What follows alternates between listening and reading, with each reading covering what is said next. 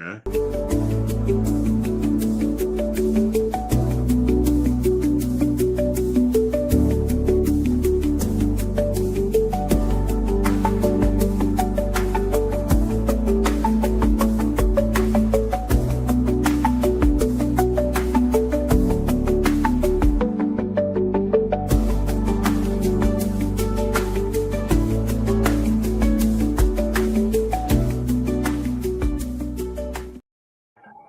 History 101. Good evening, Richard. How are you?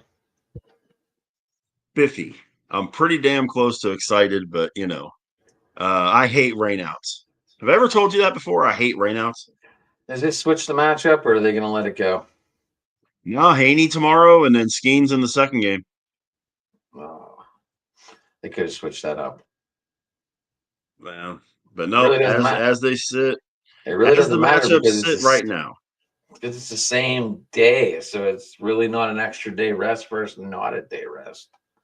I understand where you're going. I do, but I'm just telling you what the matchups show as of right now, according to MLB.com and according to ESPN.com, that it's Haney in the first game and it's Skeens in the second game. And we might see a complete game from both of these guys since we are going 7 innings each. We're not going 7 innings each. Where'd you get that from? Isn't that the way they run this This ain't doubleheader crap? This ain't college. I thought Get it out was of here. I thought it was a doubleheader, and they went 7 innings. No, man, get out of here. Oh, we're back to 9. Although Skeens is pitching against the ever popular, the always reliable to be announced. We'll see what happens. Yeah. Well, I mean, Detroit got dealt a pretty good blow when Jackson Jobe ended up having to have Tommy John surgery. That's a shot to their rotation. It really is. It won't be Flaherty tomorrow, though. I wouldn't think, because Flaherty pitched on Sunday, I believe. So they wouldn't throw him on 3 days rest. Right. So and then we've got the Pirates have the Rangers this weekend. So I'm working on getting our buddy Jared Sandler to do a wrap up of the series. He wasn't able to do it but I'm working on getting our buddy Jared Sandler, who is he's the pregame show host, and he's one of the play-by-play voices of the Rangers. Working on getting him to do a recap of the series for us for next week. Are they off Wednesday or? They're not, but the game is a 12:35 start, so it's just a matter of when they get back to Arlington. Because they are actually, now that I'm looking at it, hold on a second.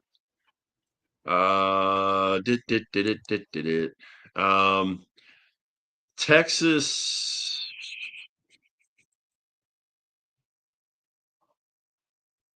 When they get done with the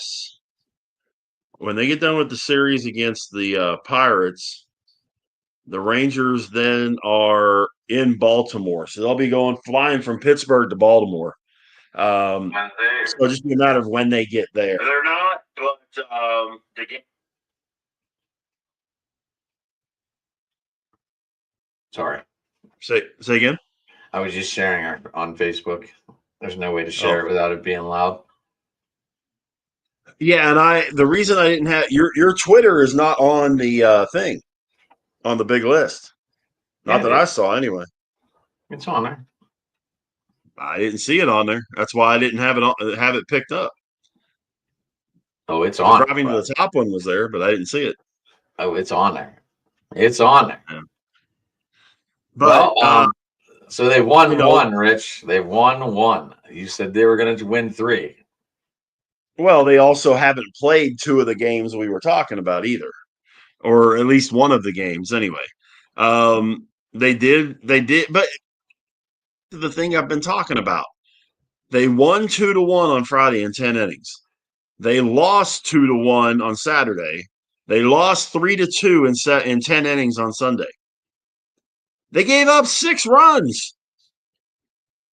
They gave up 6 runs in 3 games. There's no excuse. And anybody that squawks about the pitching is completely in the dark. I'm sorry. I mean, you give up 1, 2, and 3 runs and you lose 2 out of 3. That's not, especially against a team like the Cubs. But we played 4 against the Cubs. We lost 3 of 4. Right, but we did the show Wednesday. Right, but the game was Thursday. Or I'm sorry, we did Thursday through Sunday. We gave up 3 on Thursday. So you give up 3, 1, 2, 3. Again, there's no excuse for losing 3 out of 4. None. If this, I looked at it the other day, and I went through the entire schedule. If the Pirates scored 4 runs a game, they would be 3 games over 500 right now. It would make that big of a turn in what they're running right now. It's insane. It is honest to God insane.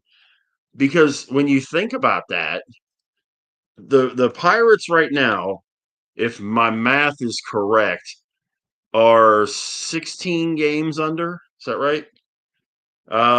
Yeah, 16 games under right now. We're 16 That's and a a half night, back. We're 16 and a half back. right, but we're 16 under 500. 29 and 45. We would be 3 games over. That's a 19 game swing if Yeah, they but scored that's 4 saying runs a game. you're going on a lot of ifs, and I like your ifs, but you're going on a lot of ifs because the other team, you know, they could have scored more. No, no, no, no, no, no, no, no. I'm going off of the way that the pitching has performed this season. Richard, I know Okay. that, but you're saying if you went back and looked, and if we would have scored 4 runs or more, that doesn't mean the other team wasn't going to put up more. I mean, you're giving us 3 to 4 runs per game. You're giving Right. us 2 to 3 more Exactly. runs per game, but that doesn't mean we weren't going to stop them. If the pitching did the exact thing they did, the pitching performs the exact way they have all season long, is what I'm saying. If nothing changed from opening day till now with the way the pitching was, do you realize that there are 23 teams averaging 4 runs a game or better? And one of them, and the 24th place team is 3.96. It's not Okay. out of the. I'm not saying I want them to score 7 runs a game. 4 runs a game, and they're 3 games over 500. Okay, I'm just saying, like, the other team might have scored more. I mean, obviously they scored more already. I know you're thinking we're going to win those games, but If the you're leaving pitching out the only fact gives up there. 2 runs, But the other team gave up 1 to 2 runs. You're adding runs, I and you're not am. giving the other team a chance to add any runs. You're No, I'm not, because the pitching is the same. The pitching is 100% exactly the same what they have done from opening day till now. Okay, I was just trying to be a realist, obviously.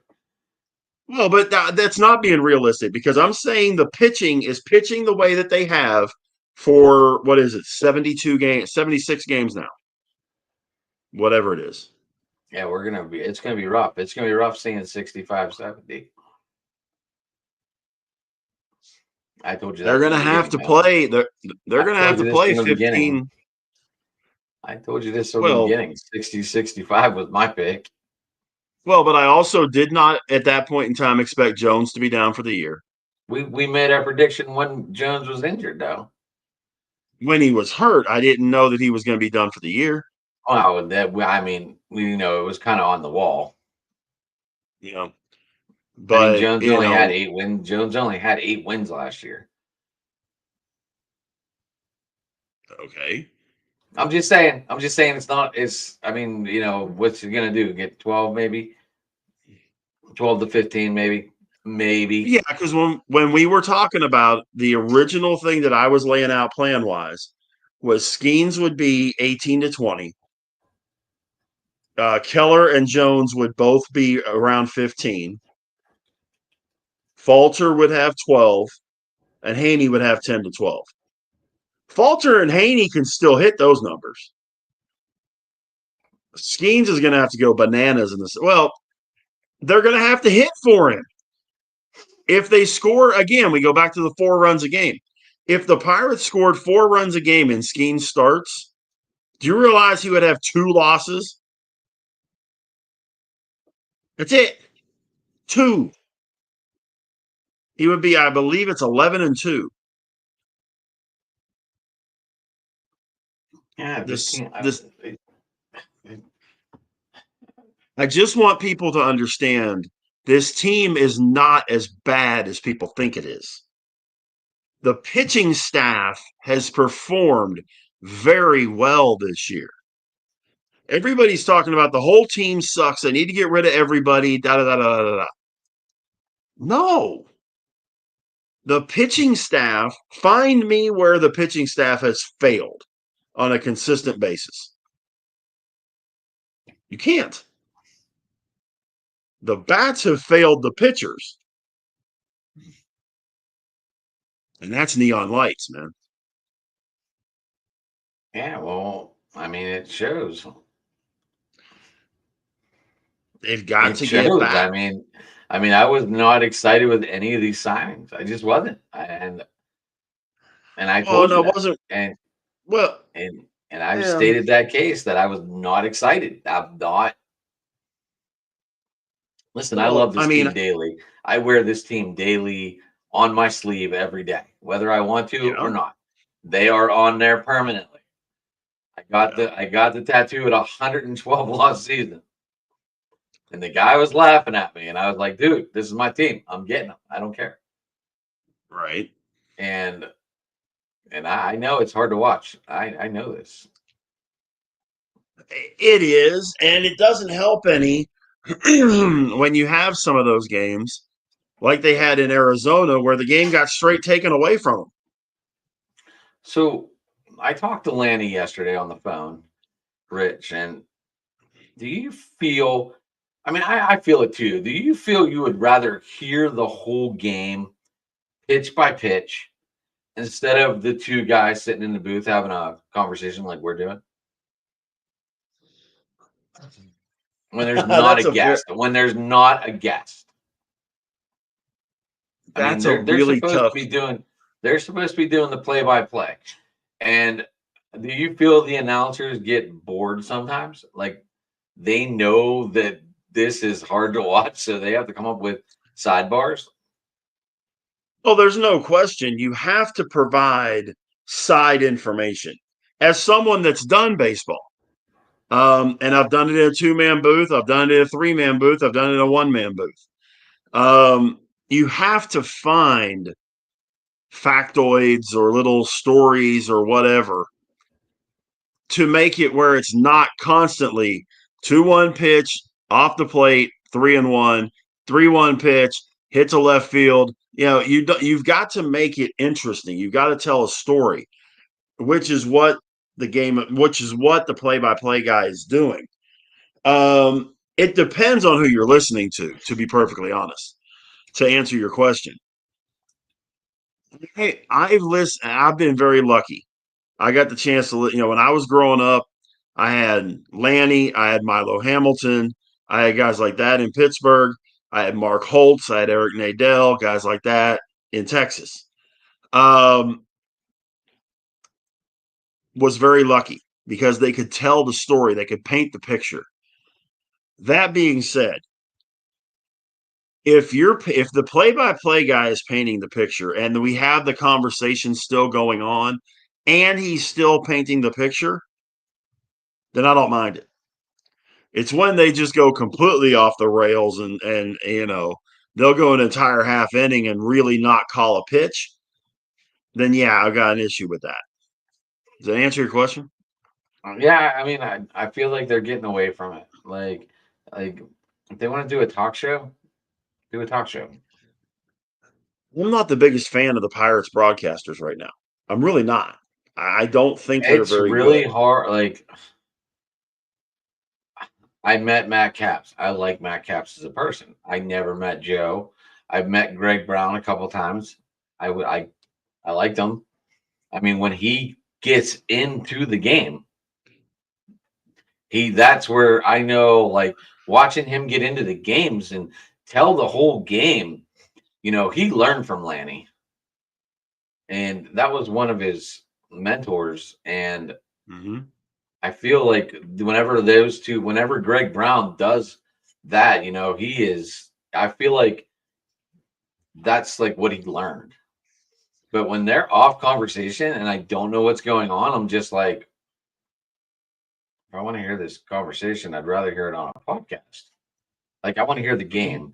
Like, even with the UFL, that was awful. I don't know if you ever listened to a podcast of the UFL, but that was the worst things I've ever heard in my life. Yeah, the UFL broadcasts are pretty bad. Um, Uh, and really, some of the NFL broadcasts are bad. I'm sorry. I'm one of those guys that honest to God, no questions asked, hate Joe Buck.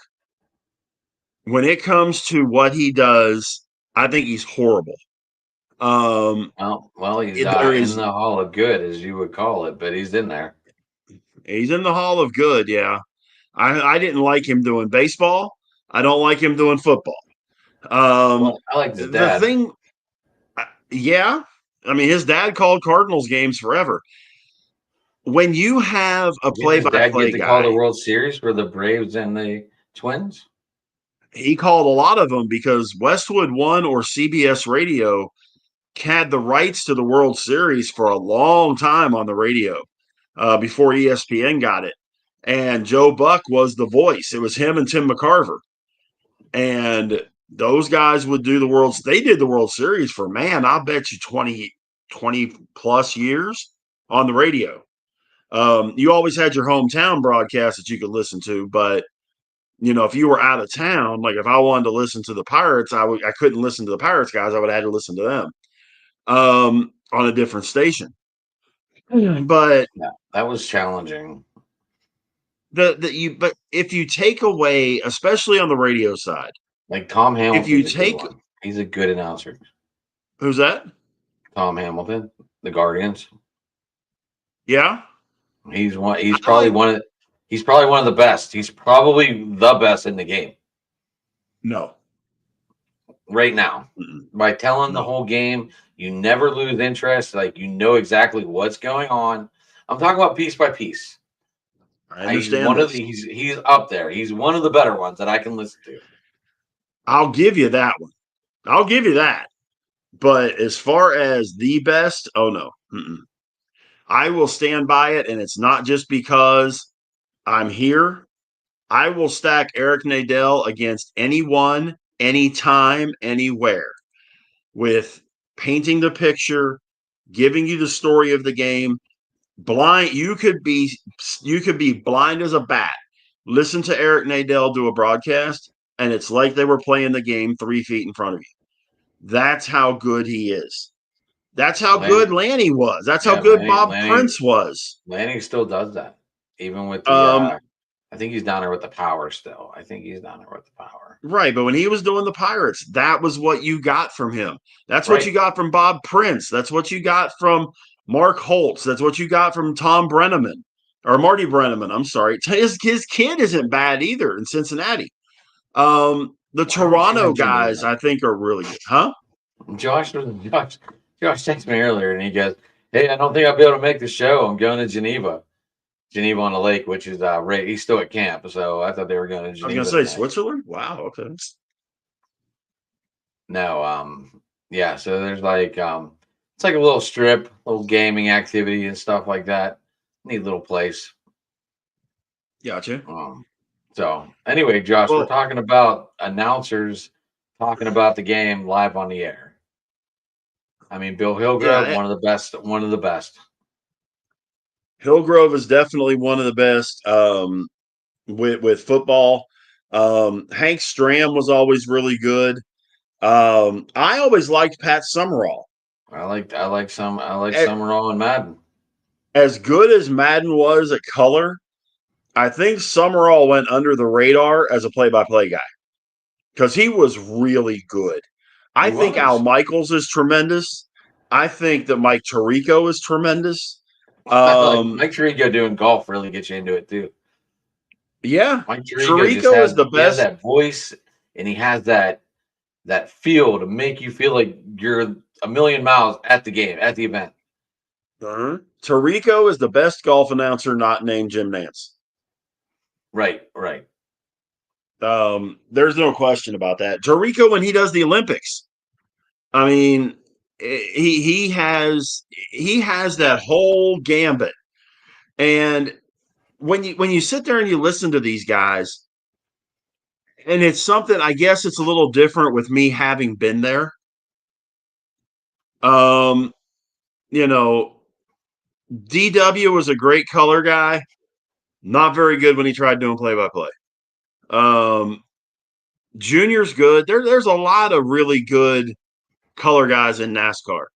Um, I feel a racer though, and I feel they bring these color like the former drivers in to like try and get them to talk about more of their days well, instead of the race. a lot of And what I get it. It's happens with, hard saying left hand turns. I get it. well, but see a lot, and I promise you, I will do this one of these days. I will buy you a ticket if you'll go. You name the track. I will buy you a ticket to the race for I've you to been to go I've been to Pure, and be Michigan. there in person. Because even now, I know you said you went to Michigan. How long ago was that? What was that 2008? 15 years ago. The sport has completely Deal. changed. Carl Edwards did the backflip, and I was a little tipsy and fell over. Missed it. The sport has completely changed. I get it. I get It, it. but it's just like hockey. It's just like hockey.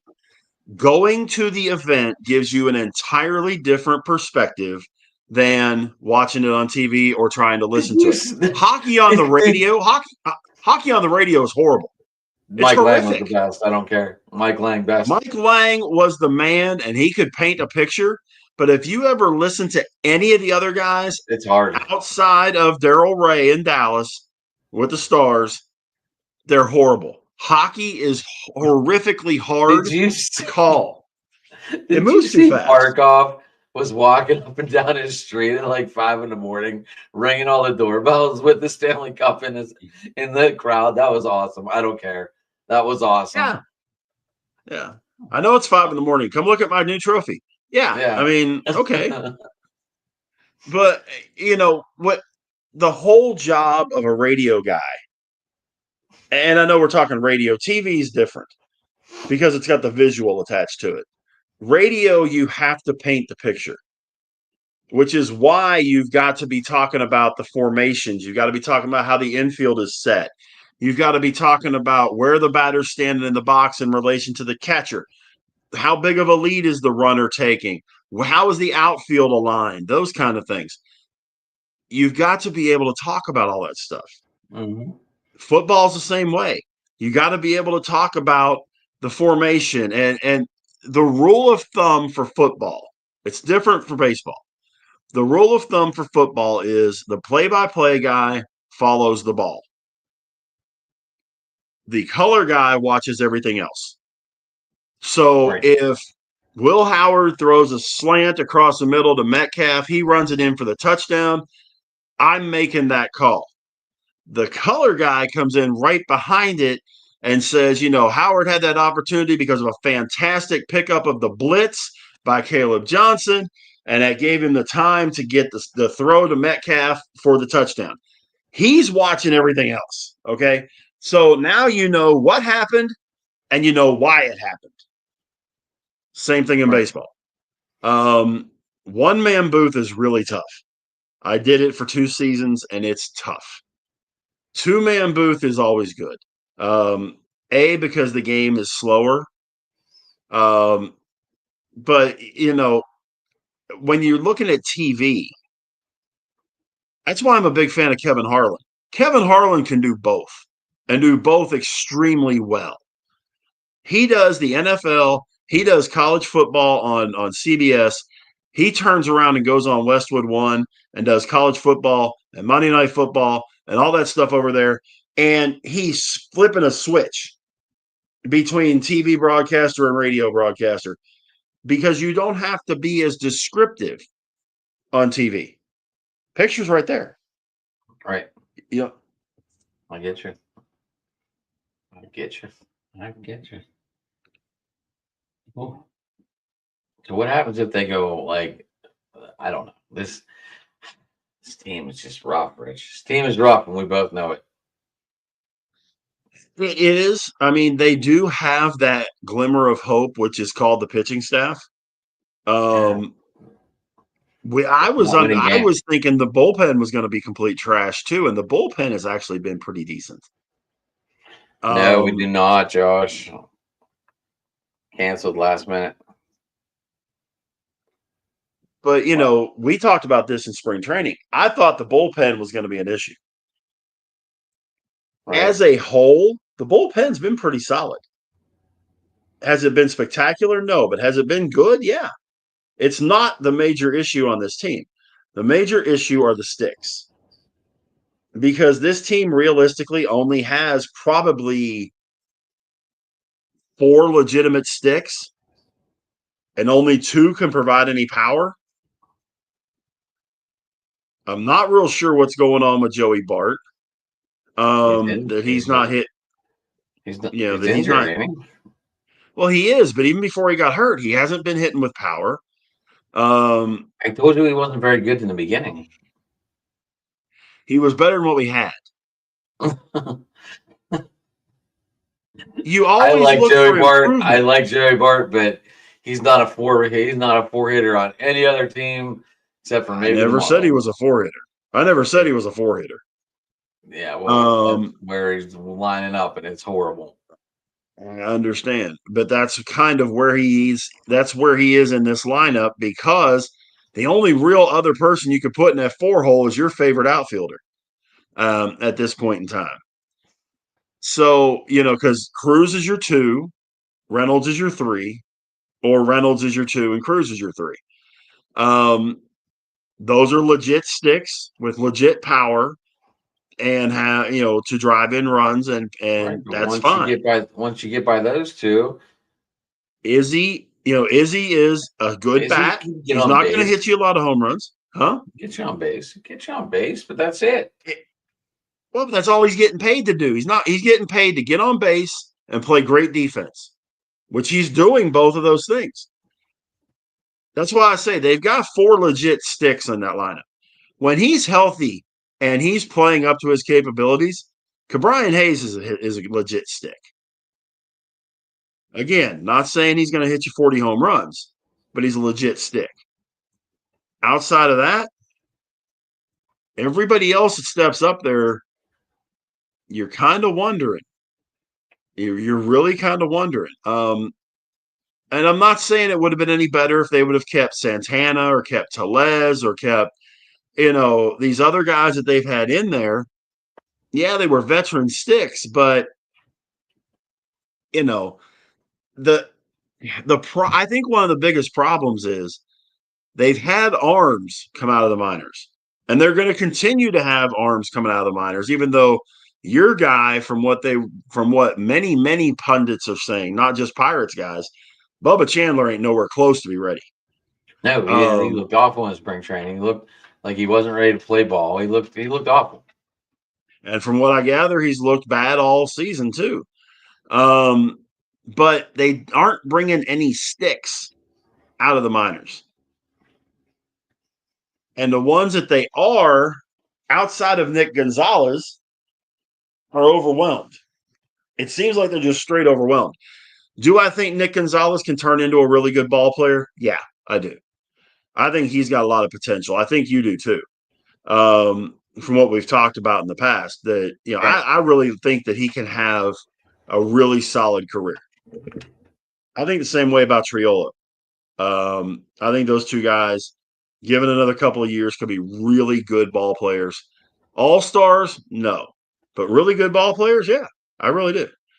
But they just don't have sticks coming up out of the minors like they have arms, and that's because they've been drafting pitcher after pitcher after pitcher after pitcher after pitcher, and no sticks.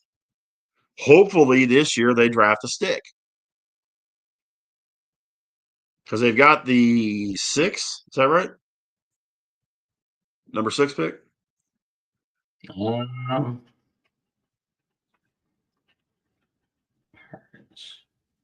Um, MLB draft order 2025. 1, 2, 3, 4, 5. Yeah, they've got the 6th pick. So, you know, uh, that might be a bat, Rich. That might be like a bat. I'm hoping it is because, like I say, they keep getting arms, which is fine.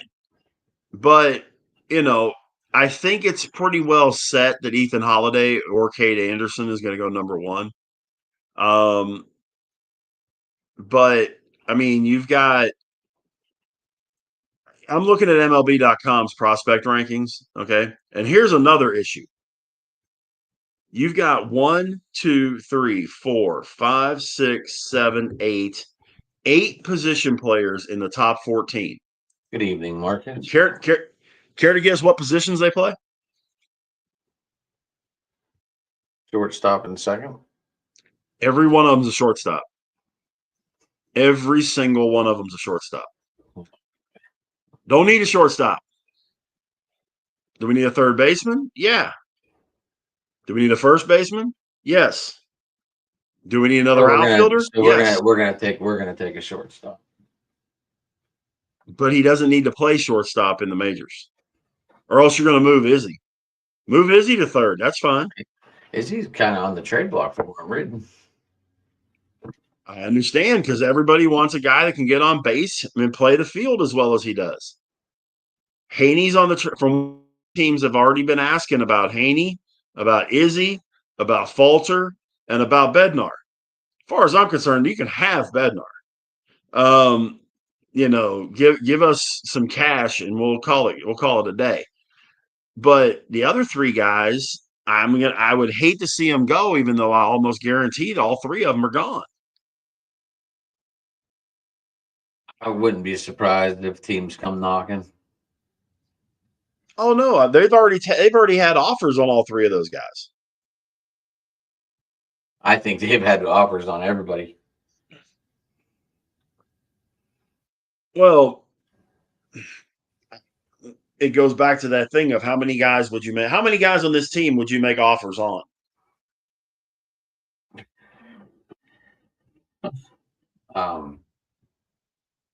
Probably Izzy. I would throw something out there for Gonzalez.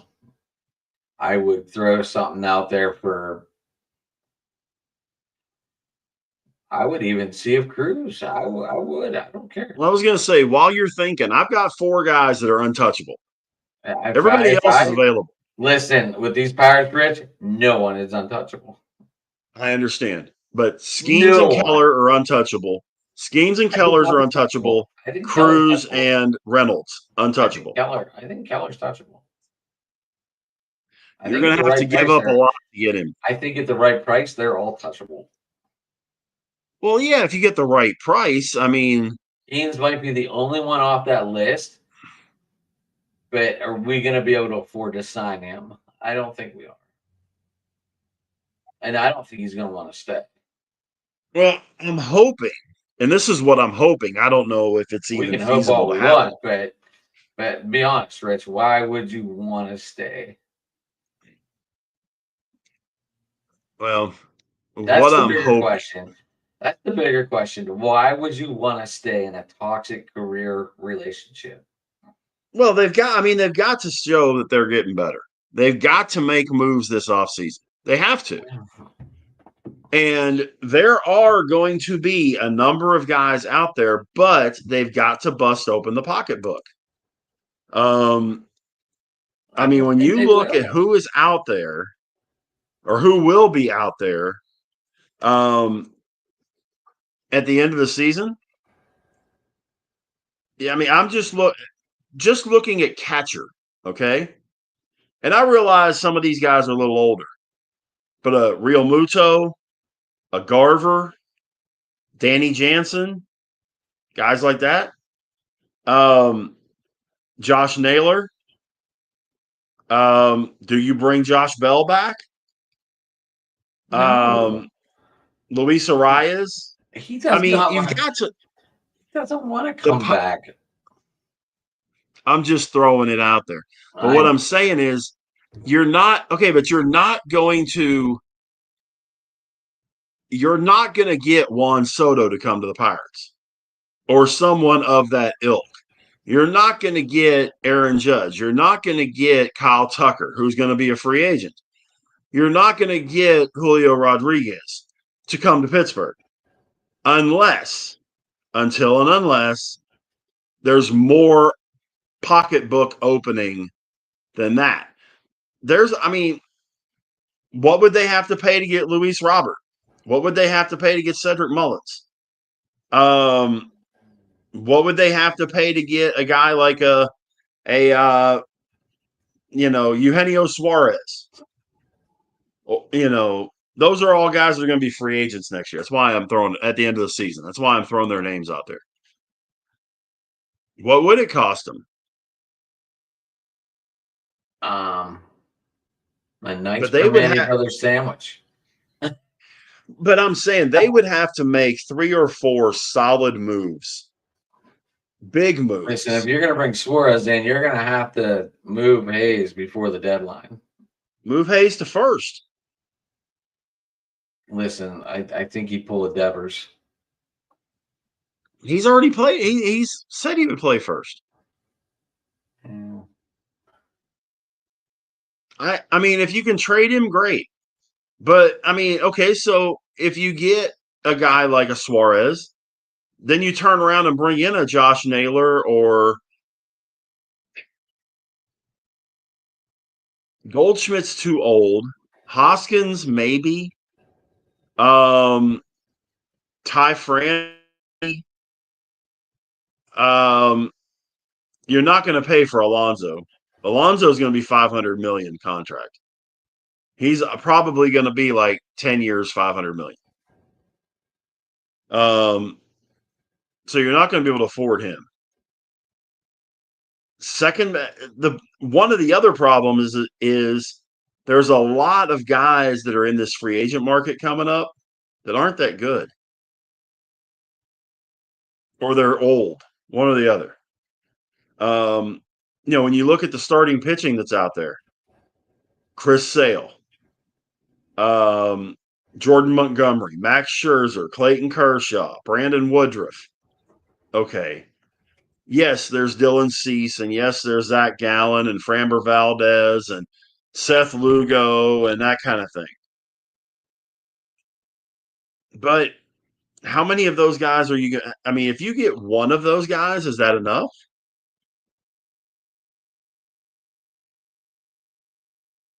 I mean, if we're going young, it looks like his name pitcher, but Cal Tucker or Tyler O'Neill are the youngest so far that I've seen. And Kyle Tucker is going to cost you at least $30 million a year. At least. Probably 40. He's making 16 now.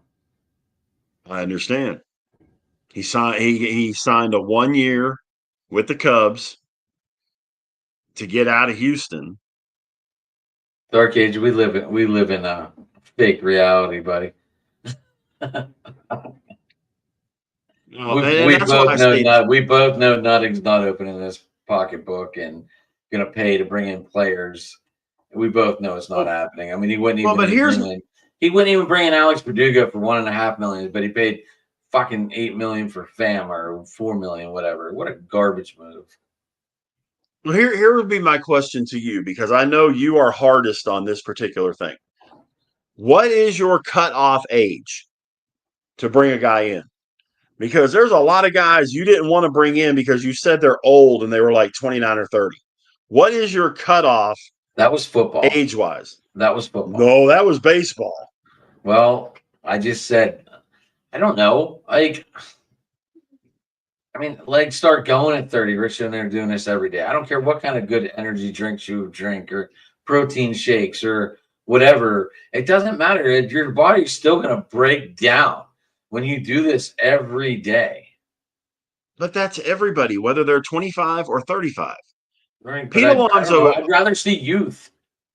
I'll give you well, okay, but are you willing? Here's where my question comes in, because you and I, we different ways. I'm not playing It, for it, names here. but if you're playing for young guys, then are you willing to sign big contracts for young guys that's going to take 2 or 3 years to win? I'd rather feel like there's hope than they're just going to fade away. Okay. I'll use this as the example. And I realize it's two different positions. If you could sign Pete Alonso tomorrow, he's 30 years old, 7 years, let's say 300 million, or Wyatt Langford, 10 years for 300 million. Who you signing?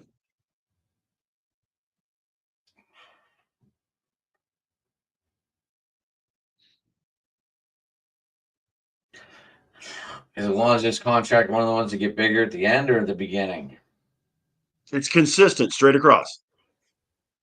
Same amount of money every year across the board.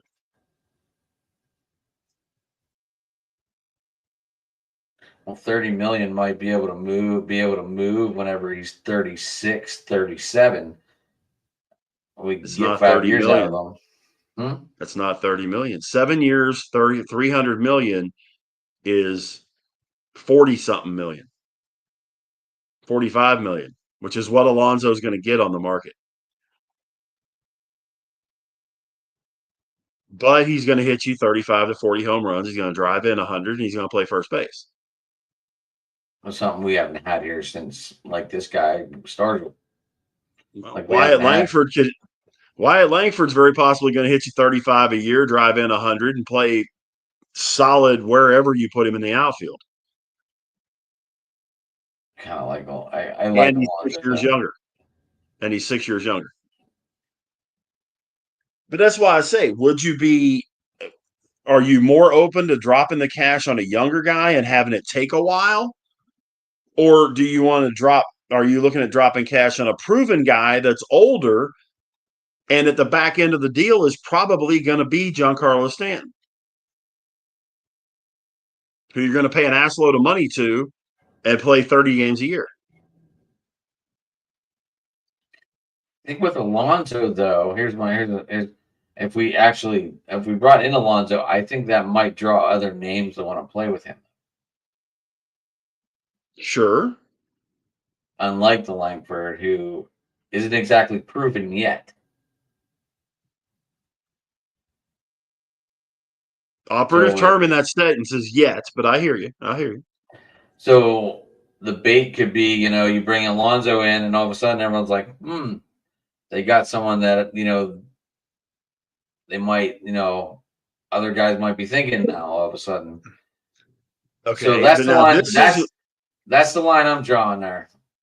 Okay, this is where because me and right you. Now, this is what I love. Right now, you have two guys on this team that you are a little bit scared to pitch to. Right, but here's where I love having these conversations with you, because let's say you do sign Alonso, 7 years, 300 million. Alonso's a whole different name than all these other free agents. No. And I'm with you, which is why I'm saying, okay, now you've signed him 7 years, 300 million. You extend Skeens 10 years, 500 million. That might make Skeens stay. Okay, but wait a minute. Now you got 50 million a year in Skeens, 45 million a year in Alonso. Now you got another free agent rolling through here in Kyle Tucker, who we brought up earlier, who is 28, 27. Okay. And you sign him 10 years, 400 million. So you've now got 130 million a year tied into three players. Which some teams do. Okay. Which I get that. But how much are you going to be squawking if they go 79 and 83? I feel the They names got the might big bring names you people. want. I feel they might actually win 84 games if they did that. I feel they might be above Maybe. 500 if they brought like real talent in. But what if they've got basically AAA guys outside of those that they're playing, the Triolos and the Barts and they would still have Cruz. They would still have Reynolds. So, I mean, your outfield would be Reynolds, Cruz, Tucker. Nothing wrong with that. Okay. And you got Alonso at first, but then you're going to have Hayes at third, Izzy at short, Gonzalez at second, Bart behind the plate. You're not going to be able to afford to spend on any of those other You could guys. probably drop Bart and put Henry Davis back there. He's starting to come around a little bit. It's fine. Put Davis back there. Is that to you? I mean, I don't think he's going to be a high spending Davis. No, I wouldn't imagine Davis would be expensive. But what I'm saying is, if you go out and spend that kind of cash on those three guys, okay, that would give us and 5 serious hitters or 4 serious hitters. It would give us 4 serious hitters. But let's say that our $45 million a year guy hits 205 and hits 20 bombs.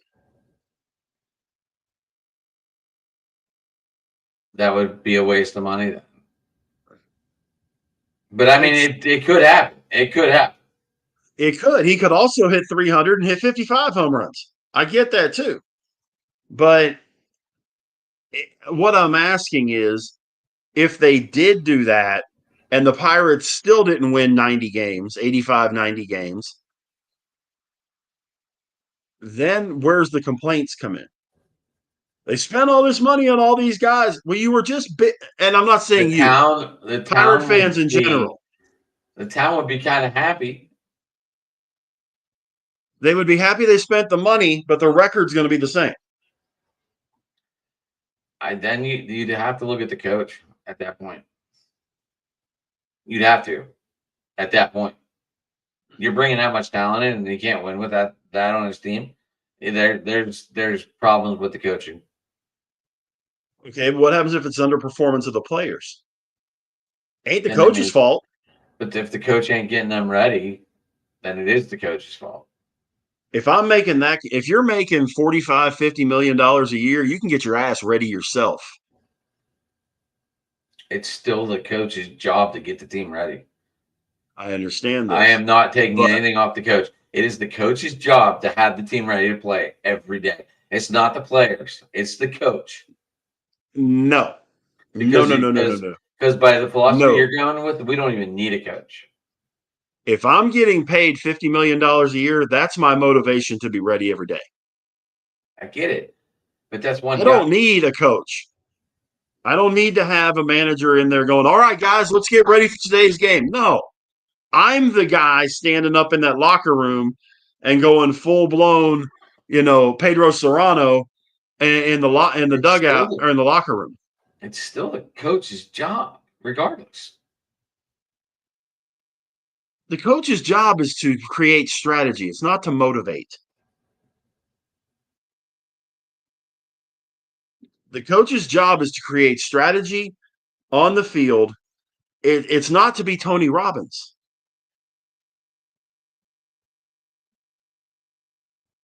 I don't know about that. I feel the coach's job is to be the designer and the motivational.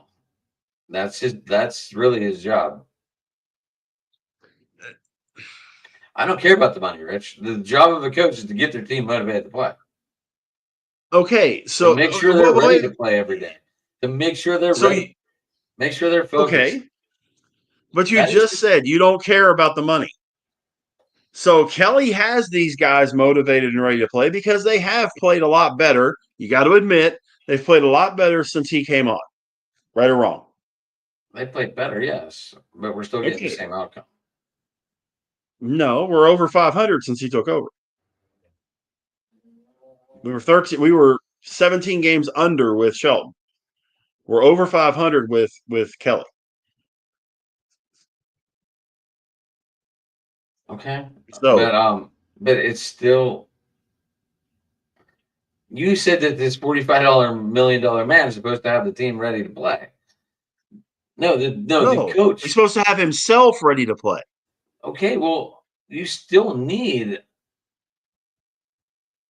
The coach should be there working with the younger guys. The more experienced guys that are making all that coin should be motivating themselves. Ronald Acuna should not have to be motivated to play. It's a team You know, sport. huh? It's a team sport. It is a team sport, but it's built around individual performance too.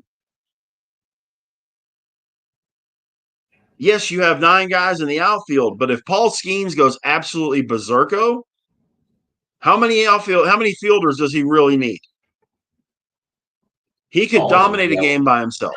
All of them for that There one ain't a hit. play. It There's not doesn't a matter. position player that can do that though. I still think the coach has a big part of getting people ready to play. I think he has a big part in younger players. An Alonso, a Skeens, a Tucker, a Griffey, a Rodriguez, a Freeman. You honestly think that Dave Roberts has one bit of the input in motivating Freddie Freeman to play the game of baseball? Not one drop. Or Mookie Betts or Shohei Ohtani. Those guys motivate themselves. They don't need Dave Roberts to motivate them. But as a These coach, young you still have guys to like make Andy sure they're ready Paez, to go. You still have to make sure they're ready to go. That is a coach. right? But you okay? You guys ready to go? Yeah. Okay, let's go. 5-second conversation, and the performance shows. I still feel I don't know. We're gonna agree That's to what you have disagree assistant. on. That's what you have assistant coaches for, to work with these guys and that kind of thing. The coach is supposed to. The manager is supposed to steer the ship, create the strategies, put the lineup together, and come up with ways to win in certain situations. It's not his job to motivate the players, not the experienced ones, anyway. I think they also need motivational speeches. All right. Anyway, Sometime. Yeah. and anyway, we'll get a double header tomorrow. Rich, see how that works Yeah. out. Yeah. Back to back series against first place teams. Just got done with that 4-gamer against the Cubs. Now we got the Tigers. And boy, I tell you, this Tigers team, man, I think they might be legit. They very possibly are a World Series contender. They could be. They're really good. They could be. We'll see. We'll see. I remember there are times when these Buccos were hot till the All-Star break. Well, but here's another question Then the for you, shit though. just fell apart. Well, but regarding this series, have you seen a bigger turnaround from one season to another in a long time since Javi Baez? Yeah, he finally learned how to play baseball again. Yeah, I mean, he is playing tremendously this year, and I he's would love to played get 3 him. different positions. I'd love to get him on the show and find out like where his motivation came from. That would be Yeah. fantastic. To But, see if it was the coach or himself. And yes, I well, would start. I would start off with the ground ball to third that turned into a air triple. but when I sit there and look at what he's done this year compared to what he did the last 2 years, my God, I mean, it's night and day. It, honest to goodness, is night and day.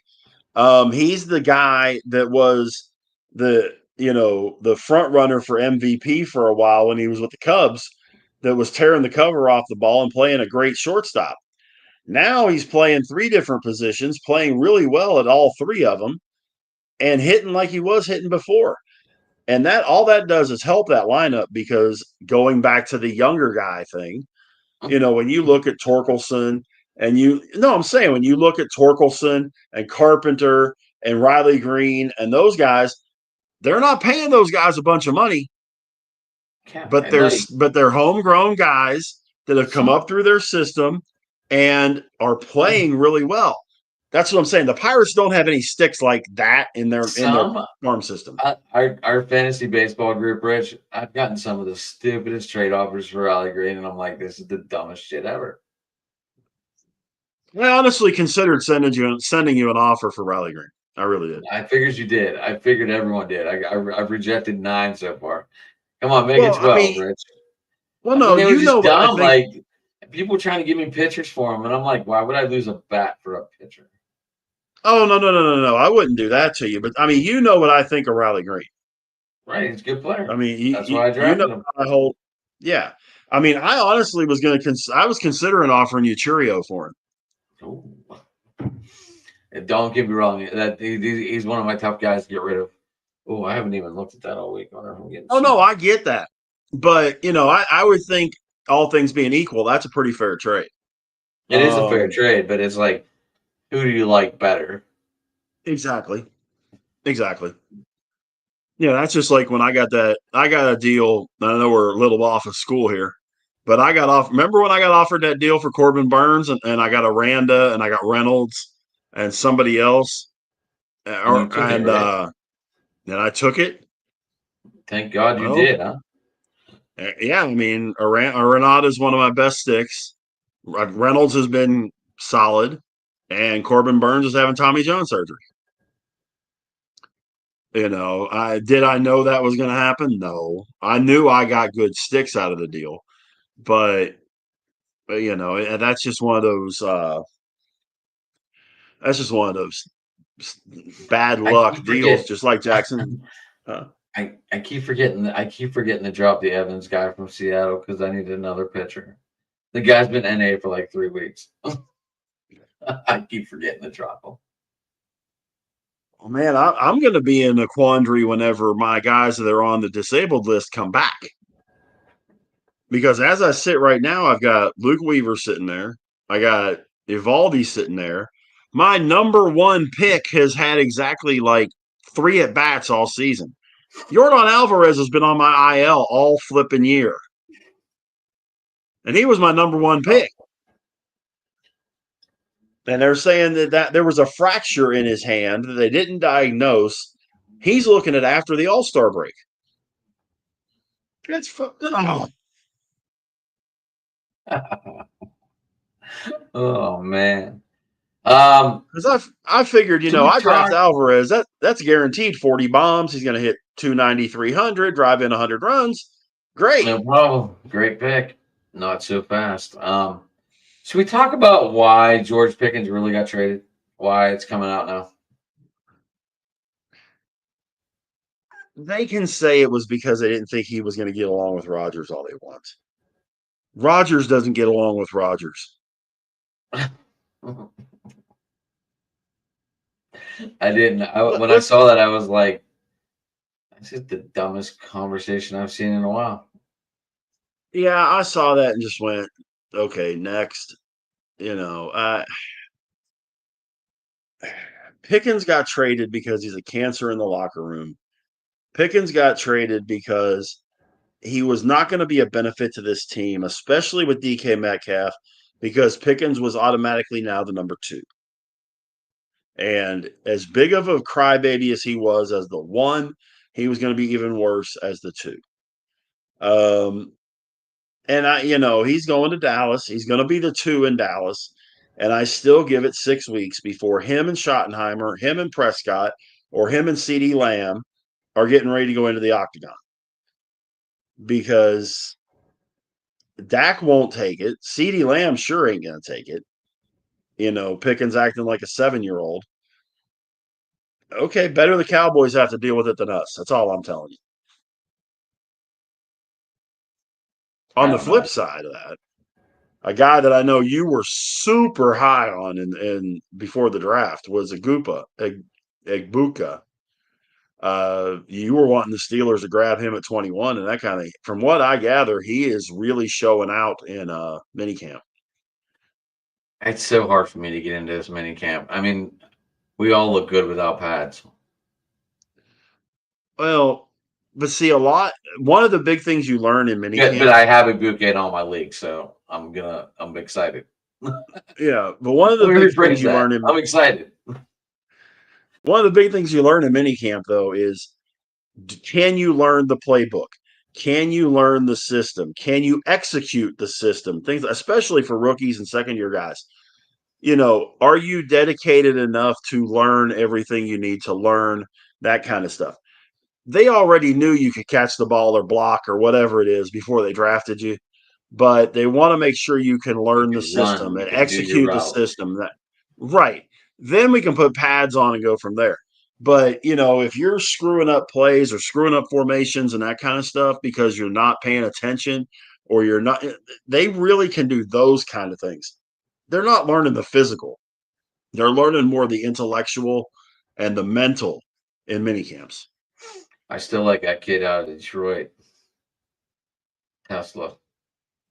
I think he's gonna be one to watch.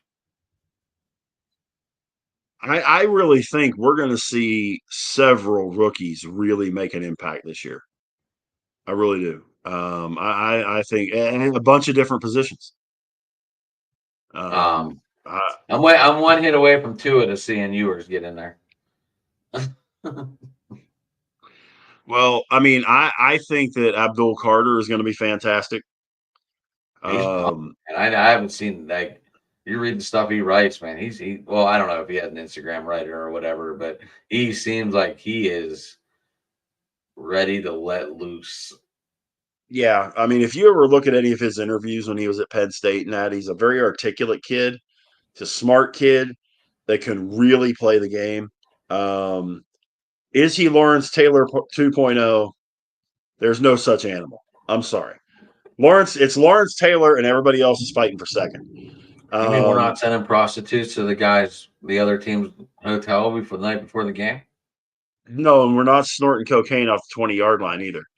But what I can tell you though is I really think this kid What he about when he went golfing and he saw the lights on at MetLife Stadium was like, oh, do I have a game? I better go. yeah. Well, I know this much. Only Lawrence Taylor could get away with that shit. Right. Right. Well, I mean, I really think that Carter is going to be as good or better than his fellow Penn State alumnus, Micah Parsons. I really do. Um, there's going to be, like I say, I think we're going to see guys, rookies at a few different positions, not just the quarterback position, light it up this year. Um, it's going to be fun. I think it's going to be a fun NFL season. I think that the Steelers have two guys um, that could really make a big difference.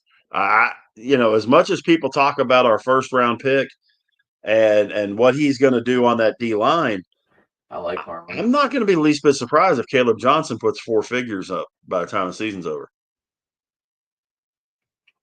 I like Caleb Johnson. If he can get 1,000, get Warren close to 1,000,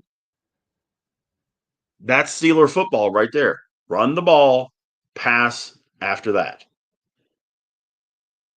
But you establish your game by running the ball. Right. If the Steelers do that, Well, I think they're going to be running the ball a lot when they play Baltimore. I know we talked I think they're about going to that. have to. I know we talked a lot about the age thing, but that got younger. I think Marlon Humphrey's their oldest cornerback, defensive back in that system right now. Yeah. Cal Hamilton is just going to be teaching Malachi Starks how to play the damn game a lot better. Mm-hmm. I hate to say it, but that secondary is going to be very dangerous. It is. It I is. mean, The bad obviously we talked about it in the group today. I don't know if you caught that conversation or not. part of it, yeah.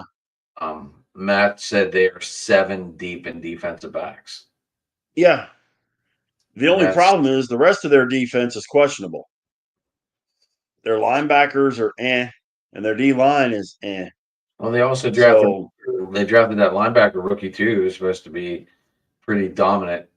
I can't think of his right, name now though. I can't think of his name either. I know who you're talking about, but I'm just saying that yes, as flat, probably dominant as their defensive backs are going to be, the front seven is not anything to write home about. But I can tell you this much about the Steelers: for as long as he's in there, if Rodgers has to throw the ball more than 30 times in a game, we're screwed. We still haven't figured that out, but he does have one of the highest QBRs at 150 as a career I mark. understand this, I get and it. I I get want it. We're both not fans of him, but we gotta look at what he's done. okay, but I want to see that number before he left Green Bay, and then see it now, and see how much it has dropped since he left Green Bay. That last year he was in Green Bay, and the time he was with the Jets, I want to see how much that number has gone straight down Let's see if we can find it real quick. because he has done nothing. He's done a big round zero the last 2 years.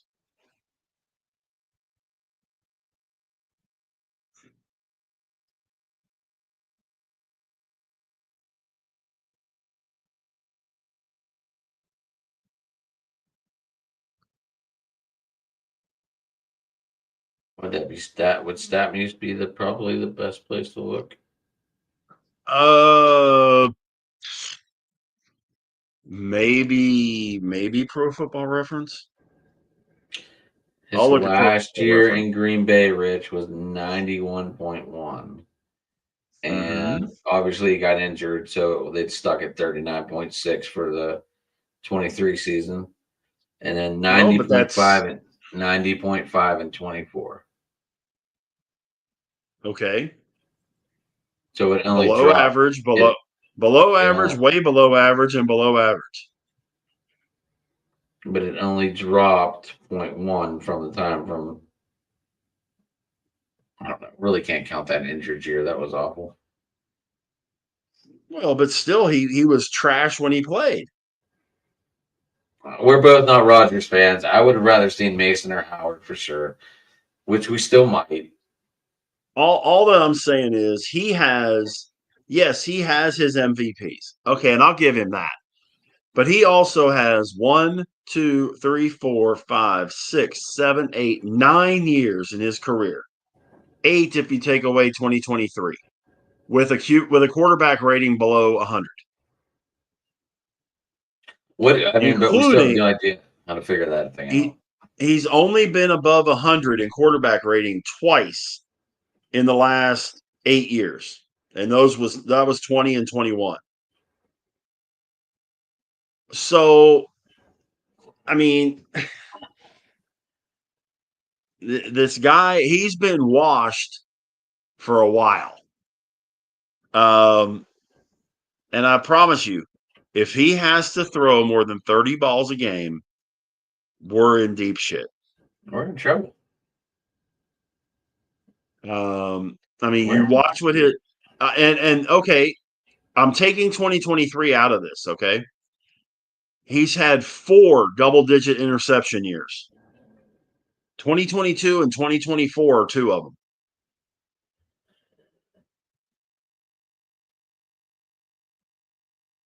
I mean, I don't see anything.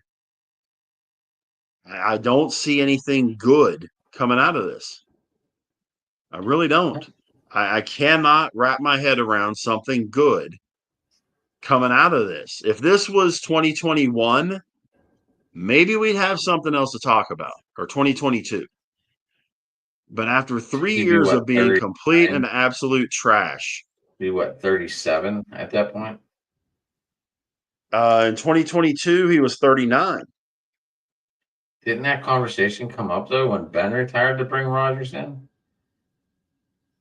Yeah, before he went to the Jets, there was talk.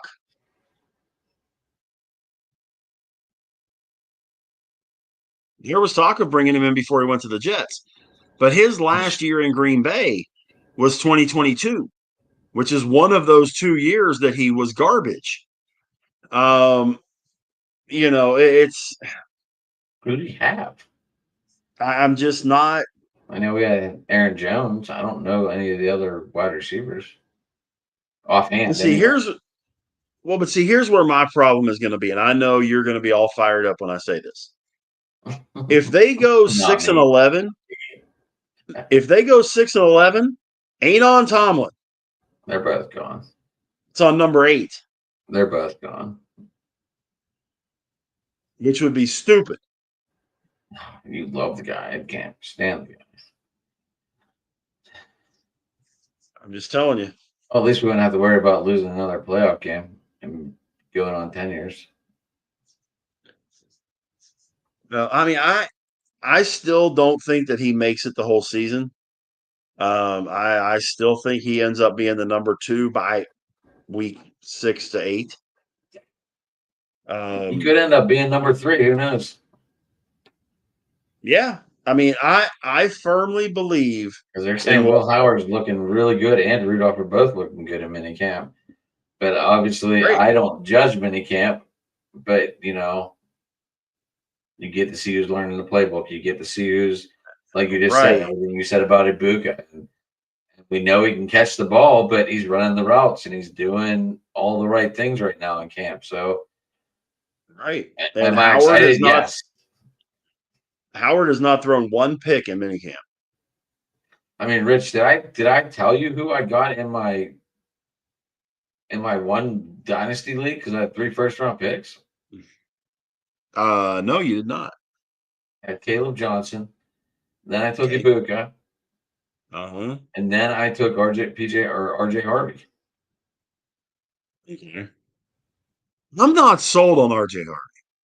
Well, he's supposed to be the starter, so I have seen people. I did a draft, a freebie draft on ESPN. Gosh, a week or so ago. Harvey went in the 4th round. Like, are you people high? He went was ahead of this a Caleb full? Johnson, went ahead of Aaron Jones, went So ahead of. this was a full draft. It was a full fantasy draft, not just rookies only. See, I've been only on Dynasty, Rich. That's why I was like so gun ho on doing it with the crew because it's more of a manager thing. You have more control over it. That's just me. I like the Dynasty. Yeah. I didn't think I would. I Then mean, I'm into it. And there's one league where I am in such a shithole, I don't even know where to begin. well, and I mean, dynasty leagues are okay if you know people are going to be there for 4, 5, 6, 7, 8 years. But if you get into a league that you're going to flip half the league every year, it's not worth doing. May as well just do a redraft every year and, call it good. Well, I've been in the one league now for 3. This would be year 3. I won the Uh-huh. first year, came in third or fourth the second year, and now we'll see where we finish from there. And that's why I want to get Yeah. this belt. I think this belt would be a cool ass idea. The belt is cool. I'm with you. I think it's a cool idea. We need to bring it up to the guys to make it a little of an additional to the entry fee. Oh yeah. Um, because the belt's $200. And you If can we took it, you can also get personal magnets for it. So yeah, I would prefer that they design it themselves. It's $12. right. But the actual belt, This is just the is magnets like they have for like the world championships, and then all of a sudden, sure, they just switch the plates. But it'd be right, cool to have like, and then that way you could keep it and like keep it in your background or somewhere on sure. You like hey, I display it for won the this year, and year, then yeah, right? yeah, and then the Um, next person gets theirs, and no, I they fully also understand that, but they also make I one too. They also make one too that I saw where the nameplates are on the side too, where you can get it a plate every year for it. And the disc are on the other side. I did see that. I like that one too. That way, yeah, I've seen the ones that are, I think they're 8-year belts, and they have 8 spots for you to put, 2025 winner, Adam, 2026 winner, Rich, 2027 winner, Dylan, that kind of thing, where you could go year to year and it'll hold 8 um, medallions. I know I have no trophies in my house right now, and I'm antsy. But me Do losing what? that dynasty trophy with the guy on the love seat, I want that trophy back. Gotcha. I like that trophy a lot. Well, But we covered a lot of ground. Obviously, we got rained out today, so we couldn't talk about Scooble. But that could lead right. into next week. And I know we're over time on your thing right now. So Yeah, and tomorrow we'll get to see Skeens and Screwball just in 2 different games. right. So first pitch 11 a.m. for the first game, my time. It said 110. It said 110 my time. 12:10 Eastern or Central. ESPN was showing 12 o'clock first pitch, unless they It changed said it. one. It said 110 on ESPN earlier today, unless they changed it again. They said 110 was the first game, and then 5:40 was the second game. Let's That's why I was see. asking if they were doing seven innings. Yeah, I guess they did make it 110. So it's not going to be a day night. It's going to, in essence, be a back to double, It's a back to pretty back. That's close what to they a true call it. doubleheader. Yeah, that's why I was asking if they were doing seven. I was like, did they change it? No, no, they're not going 7. This ain't college. They did it for. They did it a couple years ago. They only do it if the weather is going to be complete and absolute trash, and it's a have to get these games in kind of a deal. Um, the interesting part is tomorrow they've got a let's see, tomorrow's weather. There is some rain in the forecast for tomorrow. So, we may have some issues tomorrow as well with this. So they're looking at AM showers. Okay, morning showers, 50% chance, clearing out by noon, and then uh, cloudy, mostly cloudy the rest of the day. So that might be why it's one. But yeah, it is showing 110 Eastern. When it first came out that I saw, it was 12:10 Eastern. So they may have I moved it never up because of the weather in the morning. moved it back. You mean? Not like we weren't going to see any runs anyway, but now we're really probably not going to see any if the field is trash because that's going to slow everybody down. Um, the speed of a lot of these guys isn't going to be there on a muddy track. And then you got Skeens and Scooble both going. So Right. Um. low scoring day tomorrow. Yeah, I'm gonna have to listen while I'm at work. Again, no problem with that I'll though. be lucky. I'm very lucky that I have the TV in my office so I can listen to the game while I'm. Aren't you in your work office? Mm-hmm.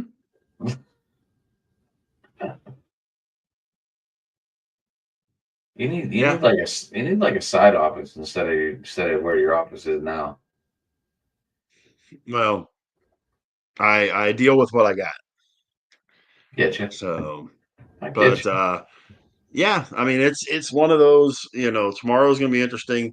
They've got like I was saying, they got the Rangers coming up for 3, and then they've got 3 at Milwaukee before we come on next. So they'll play 8 games before we come on next because that Wednesday the 25th game is at 1 o'clock, and that's a Paul Skeens game.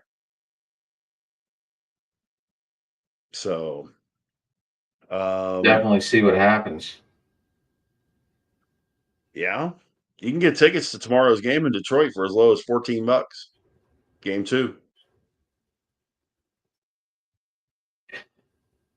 Probably more people are interested in seeing Skubal than Skeens.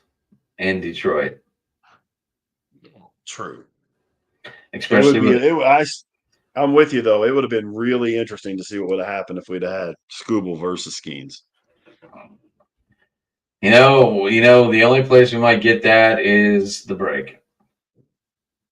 Yeah, we could have that in the All Star game. But we'll see. I don't think there's anybody else in the American League that you have start besides Scooble. No. Um, National League, yeah. I mean, there's some guys there that you might throw out there, but Yeah, definitely Scuba on the East or the AL for sure. yeah, I would imagine. The only way I could see that not happening is if Scooble pitches that Saturday or Sunday and he's not eligible to pitch. That's true. So, That is true. but Well, yeah, we man. did not even talk about the driving, flying Shador Sanders. I don't know enough about Oh it, but yeah, I know we broke this story on Facebook. It popped up to me on the rumors from Sleeper. Um, yeah. Very interesting I story. It just said he got cited. I don't know what that means. he was going 160. I know the state of Ohio has a whole different law on all that. Probably normal me or you would have been throwing our asses in jail Well, yeah. for going Um, 40 over the speed limit. but yeah, he was actually clocked at 101 um in a 60 by Strongville, Ohio police early Tuesday morning. We're talking like early. Yeah, it Uh, was he at can midnight. he can either dispute the citation or pay a $250 fine.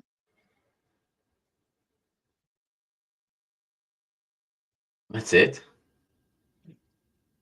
Uh huh.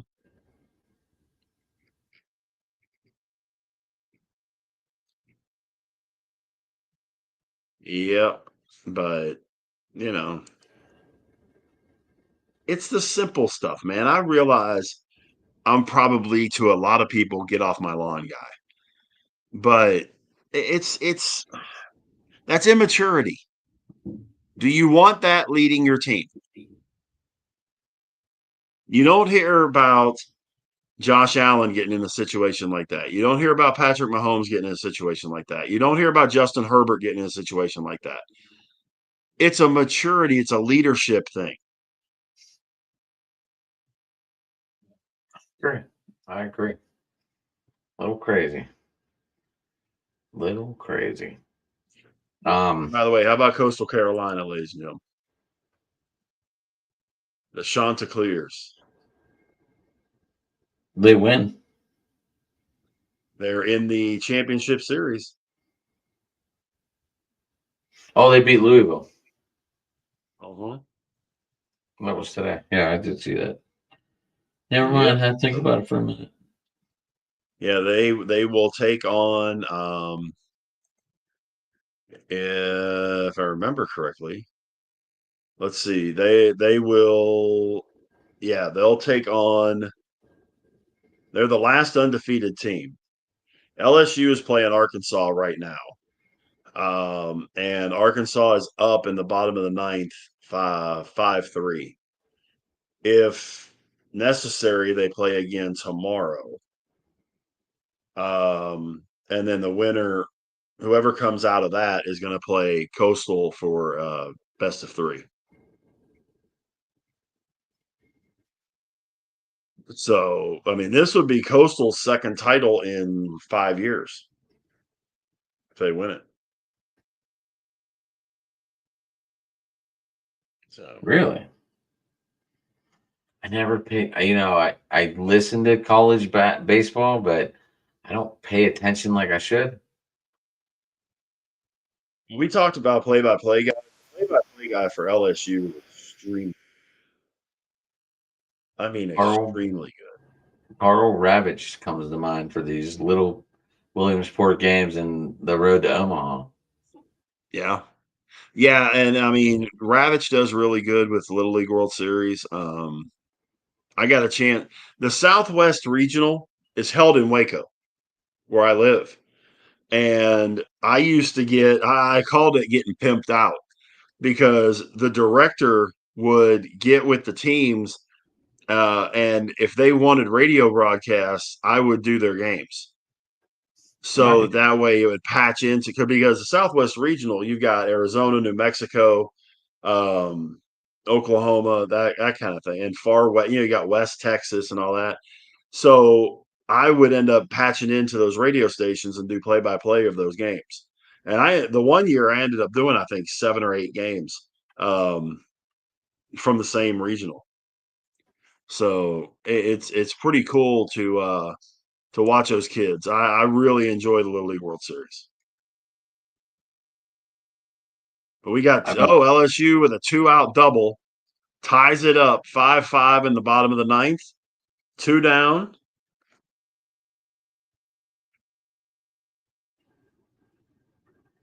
So wait, it's tied 5-5. Yeah. And the first baseman, Jones, is at the plate, 2 for 4. He's already driven in a run with a bomb and struck out twice. So we'll see how that plays out. So what? This is LSU's about to win then. If LSU wins this one, then they move on to the finals. Yeah. Um,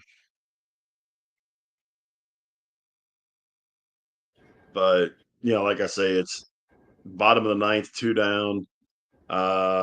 First base is empty, man on second. So a base hit wins it, walk off. Um,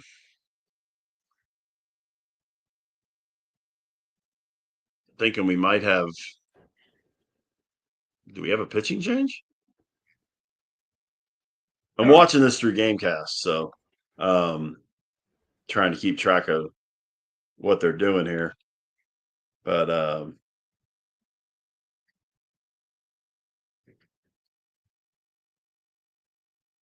yeah, but yeah, Coastal Carolina put the whooping on Louisville earlier, 11-3 to knock him out.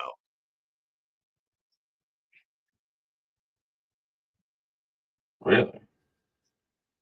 Or actually, to make it where Louisville will play the winner of this game tomorrow. Actually, I think they've done it a little bit differently with the two brackets.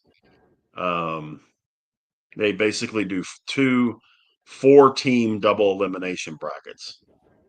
Kind of weird, but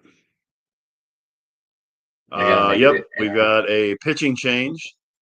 Jimenez on the hill for Arkansas. First pitch low and outside for a ball. So kind of going back to the radio play-by-play days, huh? Foul ball evens account 1-1. Um, from what I can tell, this kid is the closer for Arkansas. Um, uh, College baseball is just completely different. I mean, they for some reason they're not concerned about a kid throwing 175 pitches, but they get to the pros and all of a sudden you throw 100 and the world comes to an end. Um, Right? It's so weird, huh? Low and outside again, 2-1. They're not giving Jones anything that he can knock out of the ballpark. He is Why would LSU's number 5 hitter, huh? I wouldn't either. Yeah, he's their number 5 hitter. He's got some pop. He's hitting 327 on the year.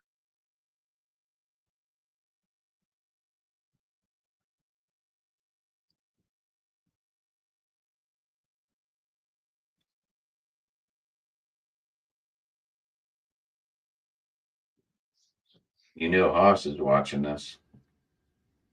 Do what? You know, Marcus is watching this. Oh yeah, yeah, yeah. There, I got no doubt of that. He's probably chewed his fingernails to the nub. Hmm.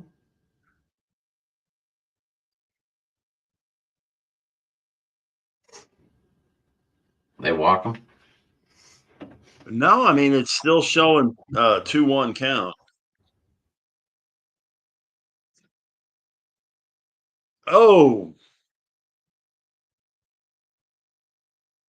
Whatever. Jones singles to center. Hernandez scores walk-off fashion. The 6th seed LSU Tigers win 6-5 on a walk-off.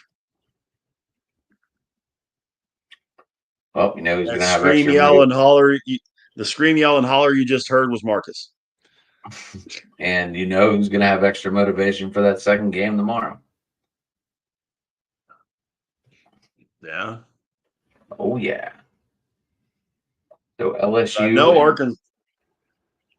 go Well, I ahead. know Arkansas was throwing their ace tonight.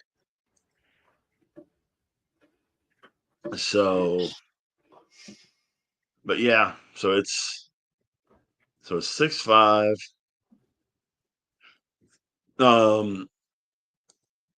Came through big. Arkansas is out. Looks like. So what LSU and Eastern Coastal Carolina. Coastal Carolina. Yeah, not Eastern Carolina, Coastal Carolina. Okay, so my bad. Um, but yeah, I mean that should be a fun series. Like I said last week during open mic and that, I mean Coastal Carolina is the most well-rounded team in this tournament. There was no question about it. They pitch, they hit, they field. Whether it's starting, whether it's bullpen, it doesn't matter. They just and the hit. I just saw a replay of the hit. Jones hit one right over the pitcher's head. Second baseman jumped up. It hit off the end of his glove and went into the outfield for the walk-off single. It hit off Arkansas' second baseman's glove and went out in the center field. So they could have had it. Yeah, I mean, if Arkansas' center fielder is probably 2 inches taller, he makes that play. So that royally sucks for him. And I mean, he's visibly upset on the field. I'm sure he feels and I've been in that situation, not to this degree with the College World Series, but I've been in that situation where you were that close to making a play to win, and yeah, you feel like hammered crap because you feel like you let the team down. And so But that wasn't starting Saturday at 6 o'clock, game 1 of the finals, LSU and Coastal Carolina. So there I'm you taking go. LSU. I'm taking LSU. I mean, I'm not going to be mad either way. I like LSU, but when it comes to baseball, I really like Coastal Carolina, man. I picked them to win it, and I'm going to stick with them. But I'm not going to be mad if LSU wins. What's happening, Jay? Nice to see you, sir.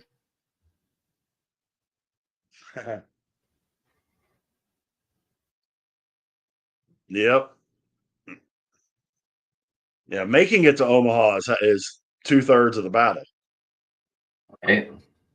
I've been fortunate. I've been there twice with Baylor, so I was very fortunate. Nice. I've never been there. I was there in 05 and I was there in 12.